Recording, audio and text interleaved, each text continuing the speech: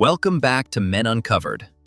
Today, we're tackling a question that gets more urgent once you cross the 45-year mark. What happens if the plumbing stays shut for too long? Is holding it in actually a health risk, or just a myth? To get to the bottom of this, we've consulted the latest urological data to see how infrequent release affects your prostate, your brain, and even your DNA. We're going to break this down in reverse order, counting down from the physical mechanics to the #1 biological risk factor every man over 45 needs to know. Let's dive in. Section 4. The stagnation effect. Prostate and fluids. Starting at number 4, the physical buildup. Think of your reproductive system like a high-end sink. If you never run the water, the pipes don't just stay clean, they get dusty. For men over 45, the prostate is constantly producing fluid.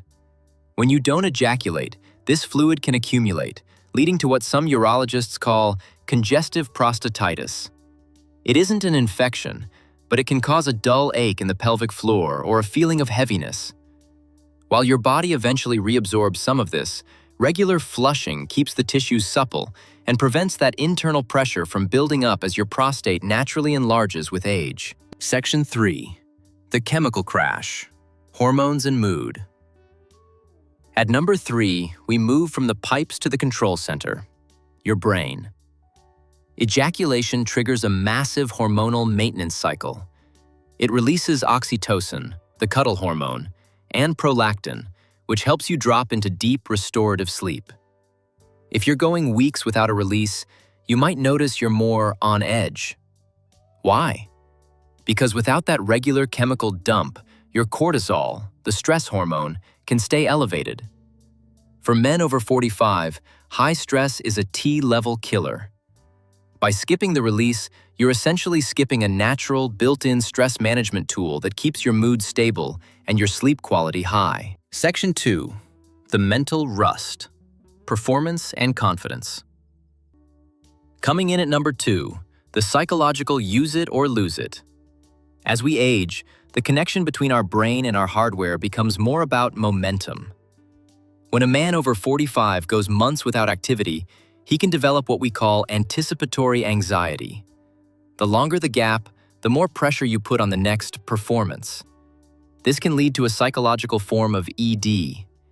It's not that the equipment is broken, it's that the neural pathways for arousal have gathered a bit of dust.